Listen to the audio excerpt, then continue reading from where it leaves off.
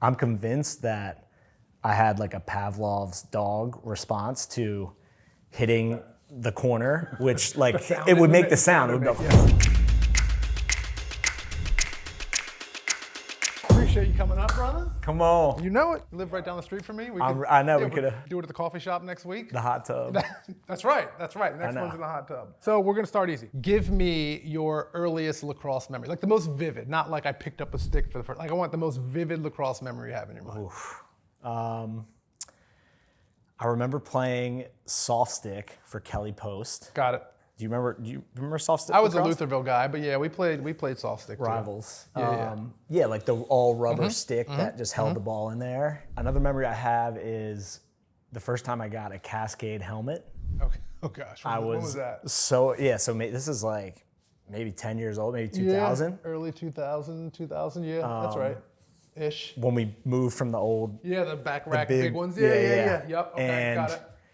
I wore it in the car all the way to practice. I think that was like kind of cut. You still do stuff like that. Yeah, like for sure. No, for sure. I was so excited. I literally put it on like leaving the house and just had it in the car. That's right.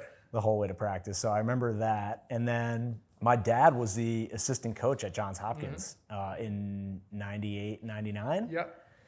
So I was 7, 8 years old, and I remember being in the locker room.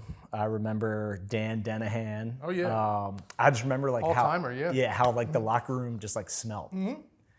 Kind of nasty, kind of That's weird. a you thing. That but it was like that makes sense. And the music and the vibes, and I just thought those guys were like larger than life, honestly. And I remember my dad used to have the seniors kind of over for dinner, maybe once a month or so. And again, just like thought they were the coolest dudes to ever walk. Nick Murtha, Dan Denahan.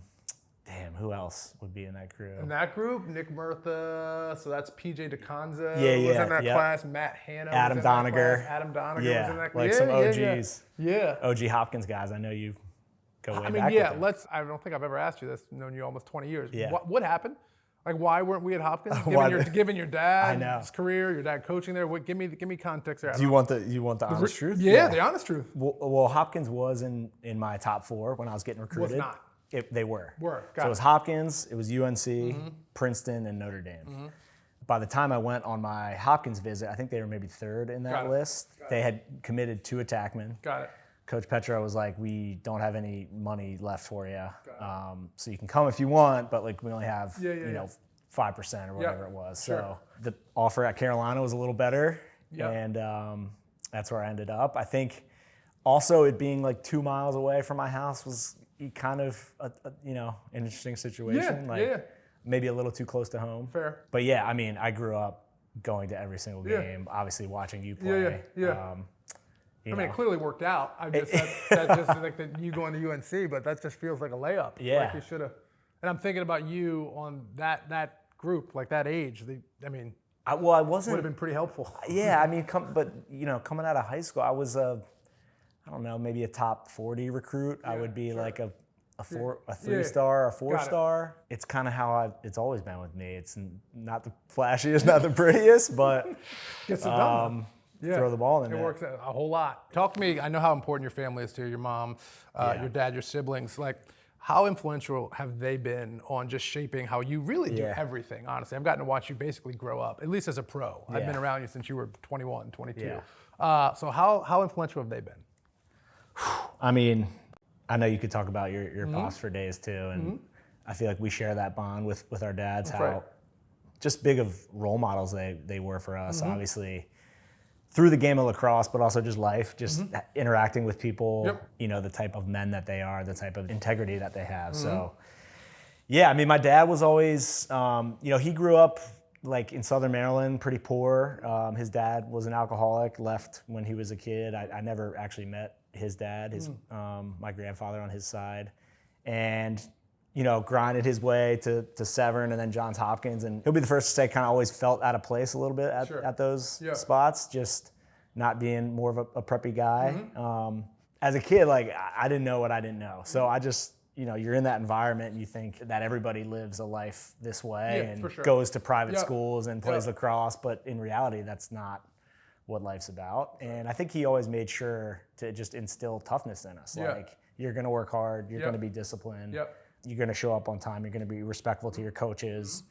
And if shit's not going your way, figure out a way to make it better, figure out a way to improve, and don't make excuses for yourself.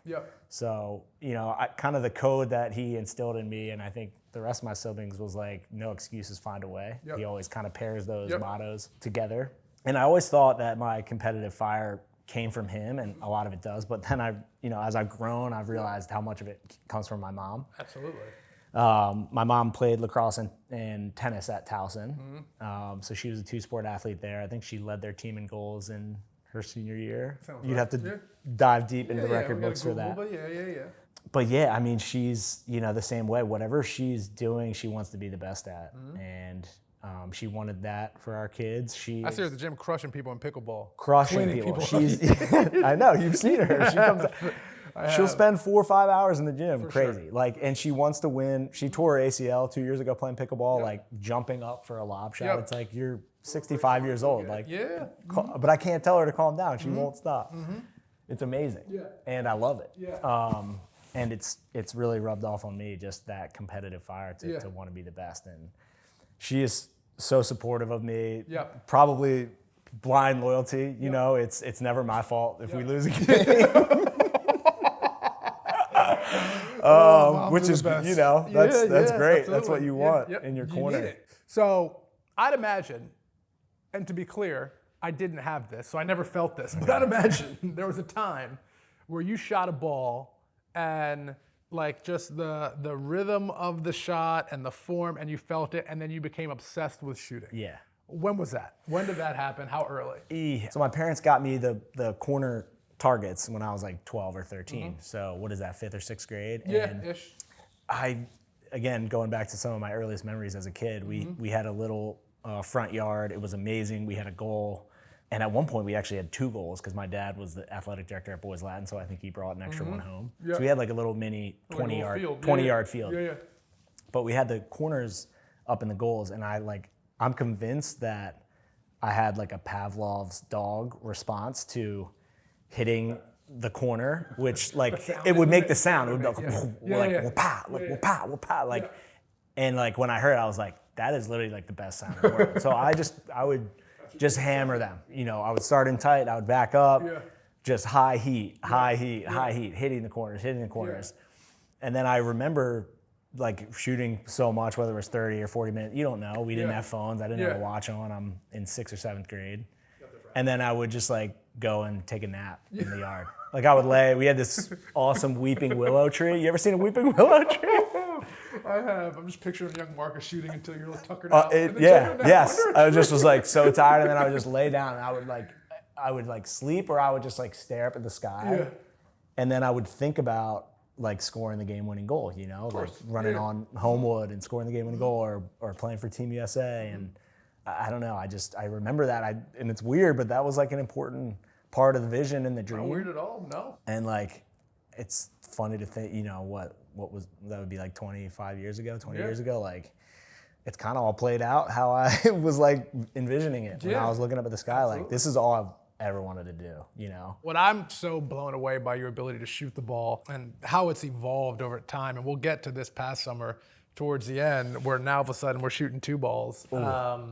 Off of 1 step. But at each level, Marcus, how has the shot evolved? So high school, what was our game like? And then college, I think we all saw. And then obviously let's talk pro, but let's start at high school. So in high school, I played more behind the goal. Got it. Played more traditional X. Got it. I was kind of 50-50 goals and assists. Oh, okay, got it. Kind of my last 2 years of high school. And then again, going to college, you get to UNC and you have Billy Bitter at attack, and you have these dynamic Dodgers. Yeah, that dude was. Yeah, he's good. Great. Pull up his highlight tape. Yeah. That should be put. Him getting underneath and stopping on people. Yeah, it's crazy. And you just realize, there's guys that are better Dodgers than me. They're faster. So how can I kind of shift my role a little bit? So just starting to work a little bit more on that set shot, watching a lot of film to study defenses and find pockets to get open, right? Because you can be a great shooter, but if you can't get open, doesn't matter. Or it takes you forever to shoot it. Right. It's that ain't happening. So it was the film development at Carolina, and then the release was I would have teammates throw me a ball and literally just try to get the ball out of my stick as quickly as I can. Like, catch out, and then dial in the accuracy of that. You know, playing the point a lot on fast breaks, right? That's a split second to catch and shoot. Or playing the top righty spot on man up, which you've done successfully in your career. Not successfully. It's okay. Nothing like what you You need to suit up for one game. No, Just play top right on man up. One check and I'm going down. I'm crying. Something across my forearms and I'm crying. I don't want anything to do with it ever again. Or Graham Hossick coming at you. I'd roll out of bounds. Yeah. Or just give it to him. Like, I don't want no smoke, brother. But you know, even that on a grander scale, going from college to pro, it's like then you're playing with Steele Stanwyck. And you're playing with Tom Schreiber, and it's like, okay, they're putting the ball right. I would say people need to talk about Steele Stanwyck more just in general as a passer, buttery, soft passes. You know, just both hands and one time. Yeah, would just throw you open. Yes, always. Like he, and again, like I know we're talking like about me a lot now, but as you know, like.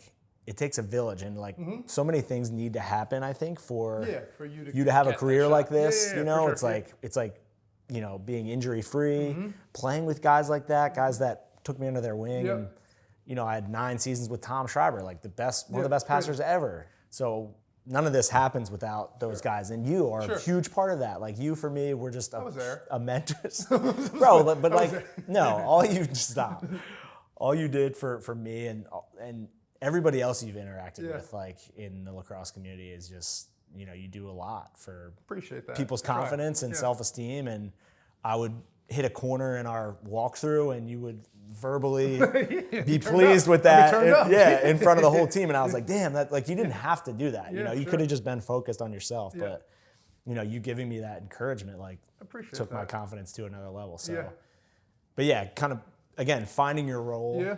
And being able to shift roles, like that is definitely something that, you know, I had to do because of my lack of skill and athleticism, I would say. Athleticism, or my not skill. Yeah, my willingness to kind of shift roles is important.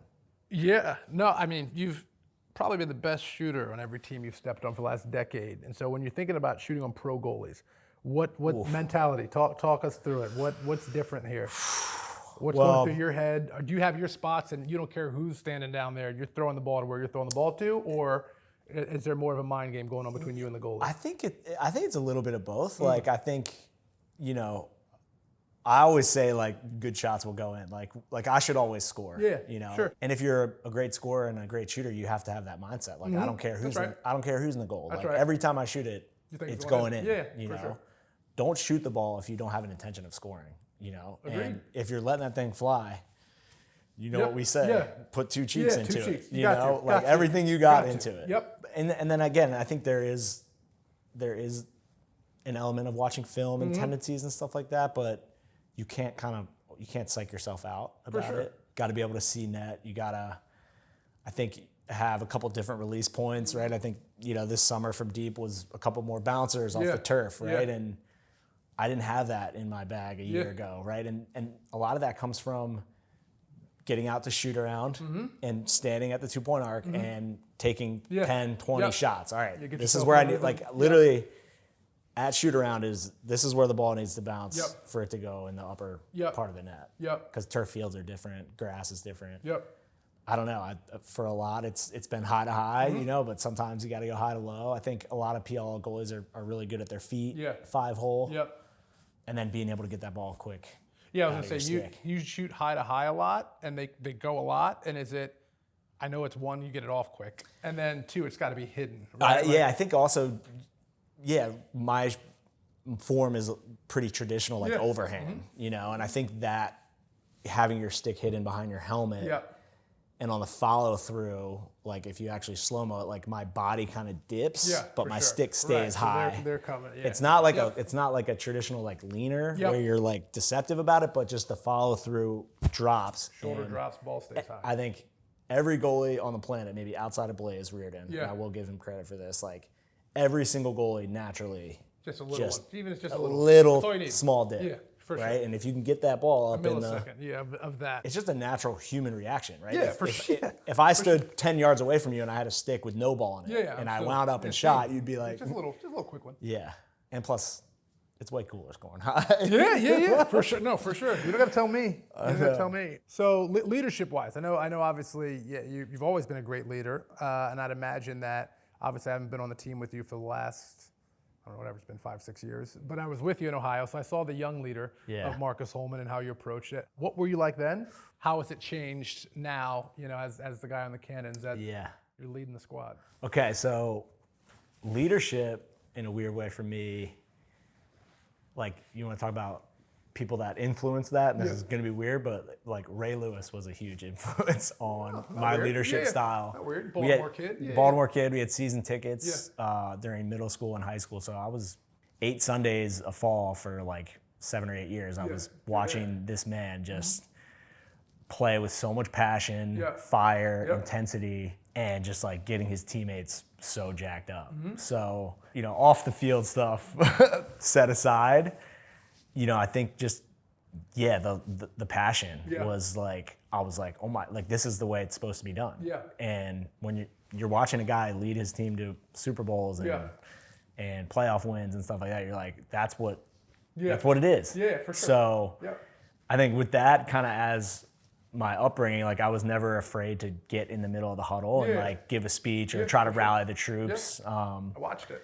And at some point it was like, at some point I realized it went from, just like who I am to like it being a choice. Like I think being a leader is a choice, and it takes courage. I think about that. Like it takes courage to put yourself out there a little bit, and knowing that if your team loses, people are going to look to you first, right? Absolutely. As a captain or a leader of the team. Both externally and internally. Right? Exactly, right? Like, we missed the playoffs this season with the Cannons. Like, you're 4-6, I'm a captain of the team. Like, you have to be willing and ready to evaluate yourself as a leader and a player at all times. So, and then that's like what makes it fun. Like, and not just for me, but like, I love when somebody gets in the huddle and says something and rallies the guys or pulls me aside and, yells at me or gets in me and is firm, and, guys willing to take that little leap like outside their comfort zone to just for the betterment of the team. Like that's what it's all about. Like, again, something that kind of comes natural to me, but at the same time, it's somebody's got to do it. It comes pretty natural. It's kind of like you're saying. Yeah.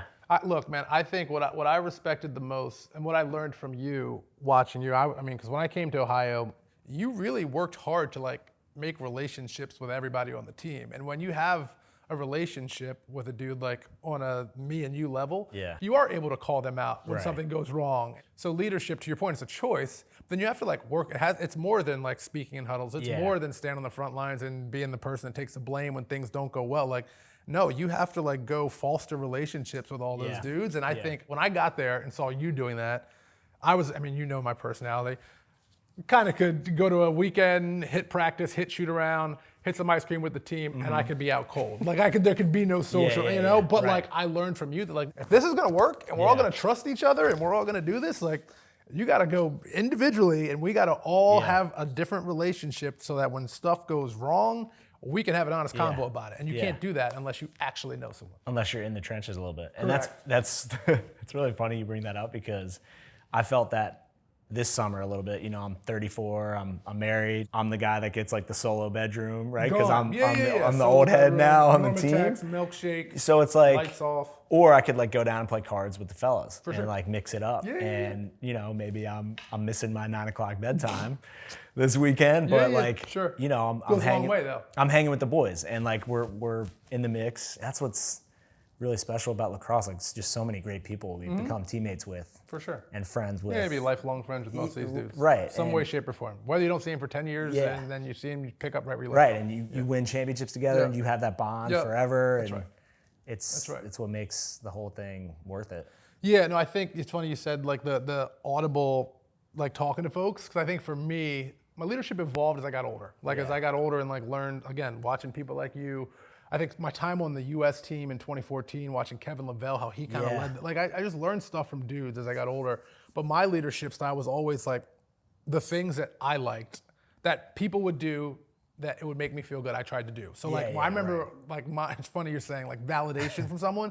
When at Hopkins, when I would shoot and Adam Donegal would like acknowledge it, I'd be like, Like, I'd be so happy. I wouldn't say nothing, but I'd be yeah. like, okay, I'm on. And then I got to New Jersey, and when I'd shoot one in practice or something good would happen, and Hubbard would say something, I'd be like, oh, I'm on. That's lit. Like, that would fire me up. And so I was like, you know what? I got to do more of that. Because if that's how I'm feeling when, like, these dudes say stuff, if I say something to the younger dudes, like, maybe it'll have the same impact. So that's why I tried to structure mine. But you're now the old guy in the locker room, right? Like, I went, and I tell the story a lot. I remember sitting in the USA locker room with all those guys in 2006, and it was like Pat McCabe, you know, all these all-time guys. Pals. All the pals. It was all these all-time guys, but Pat McCabe in particular, you know, it was me and Joe Walsh were the two young guys, and we were in a dorm, and he just happened to be in the dorm with us at that point. And I was like, what do you got any advice, man? Like, what do you got? Anything good? I know you've been playing for Team USA forever. You play club, you play pro.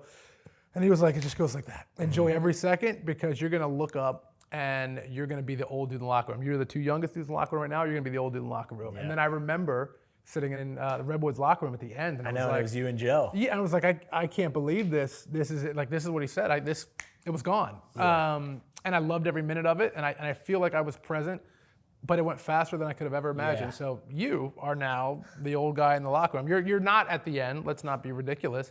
But you're certainly closer to the end than the beginning. How has your perspective changed? Good question. Long intro, hard-hitting question. Well, there, Harry. you know, I wanted to be a journalist coming out of college, man. I think, did you really? Yeah, that was the goal until the MLO paperwork was in my locker. And I was like, yo, we doing this? And they were like, yeah, let's go up to the combine. So I was like, come on. All right, let's go up to the combine. That was it. So how's my perspective changed as I've gotten older? Well, I think the cool, like, you said the sad part, but also the awesome part about being a pro athlete is that there's a shelf life on it. Like, we can't do it forever. If you could do it forever, you'd probably take games off. You'd take practices off. That's right. You know, and like, this is kind of a long story too that I tell to younger players. When I was in 8th grade in the spring, I was getting to the island. I was trying to get my Joey Spallino on, like, throw a behind the back pass. I fell on my shoulder, broke my collarbone. Got it. Sat out 10 weeks, came back, got pushed, fell in it, broke it again. I sat out 10 weeks, clearing the ball at the sideline, try to run through a guy, break my collarbone again. So I broke my collarbone 3 times in a span of 6 months from 8th grade into 9th grade. I was going to a new school, couldn't play football, which was my number 1 sport at the time, and didn't really have any friends. I was the water boy of the JV football team as a freshman, and like got made fun of. It kind of sucked. It was really tough. And I just remember at the time, like, the promise I made to myself was that, like, when I can strap the pads on again, I'm going 100% every single practice and game that I get. And that was freshman year. And it's just been stuck in my mind ever since, because I sat out for 7-8 months. Right. So just a small, like, little piece of adversity that I flipped to kind of work for me. But to go back to your point, like, it's very important to me still that I'm playing at 100% capability. I've got to take care of myself physically to be able to do that. I've got to sacrifice a lot of things in my life to show up for my teammates in the way that is going to help us be successful and win. What would accomplishing the goal record mean to you? Oh man. I just think it would be a testament to, like, my teammates and the people I played with, and I don't know. It's so wild to even think about that. Like, when in my head, I feel like I've never even been, like, the best player on the teams that I played on. I feel like there's been so many other great players that, you know, can win their matchup one-on-one or dominate a game or take over a game with the ball on their stick. And, you know, meanwhile, sometimes I'll have the ball on my stick for 5 seconds a game, but be able to score 2 or 3 goals. I joints in the goal 4 times. Kind of that Klay Thompson correct. Stat line. But, you know, it's just lacrosse is a team sport, right? And especially the way that I play and how I move, and I'm more of an off-ball player, like, it takes a lot of cohesion and chemistry for all of it to come together. So it would be cool. We'll see. It's gonna be tough, you know. Trying to keep it kind of at a distance and just, you know, one day at a time. I want to just continue being good at getting better each day. You know, I know that's kind of like a political answer for you, but no, you're just trying to take it one day at a time and get better. You're allowed to have a political answer. Yeah. I want to get better at shooting on the run. No, that's chill. Just catch and shoot that thing? Yeah, let that thing go. Look, man, I think what I love about this conversation, and I've talked to you for hours on end about you, your career, our careers, our life, family, leadership, all the things. I think what I think so unique to this story is hearing when you became obsessed with shooting and why of that sound, and then your memory of you're doing this until you're exhausted and you're taking a nap and you're getting back up and you're doing it again. Like I can picture young Marcus doing that because I saw 25-year-old Marcus do that. And then the fact that you're this close to breaking a record from something that you became obsessed with at that age, like this is storybook stuff. Yeah, it's what I've loved for like forever, you know, and I don't know, it brings me a lot of joy and the spirituality of the sport of lacrosse. Like it is, I feel that. I feel the medicine, you know, whether I'm out shooting on my own with nobody else, no music, just a couple balls, or whether we're in a packed stadium and you're scoring a game winner in overtime, or, you know, you're winning a championship, you're holding a gold medal. Like I feel it through the sport whenever I'm playing it. What would little Marcus sleeping under the tree think about where big Marcus has gotten to? You know what's funny? The moment I always tell people, like 10-year-old Marcus would be so proud of me was when we were roommates together in Ohio. And you like laughed at one of my jokes, you know? And in the Holiday Inn. I was like, you know, I journaled that, like 10-year-old me, like rooming with Kyle Harrison, like holy crap. Dead ass serious. That was a very cool moment for me. And I've crossed a lot of those off my list. You know, playing with John Grant Jr., playing with Paul on the world teams. You know, playing with a guy like Tucker Durkin, who I like battled forever, being able to play on Team USA with him, and just to continue to like develop relationships. You know, I think of a guy right now like of Colin Kirst and the Kirst family, like how amazing they are for the sport of lacrosse, and just getting to know those guys better. So I think what would he say? He would say, just keep going, man. You know, you're on the path. I love it. And I'm proud of you. Hell yeah. Oh, that got me. I love it. I think, man, the thing that I think is the coolest about you, man, you've done it your way. From the time, that first story you just told to this season, it's been your way. And I appreciate you, brother. Thanks, dude. You got it. You're the man. Yes, sir. Nailed it.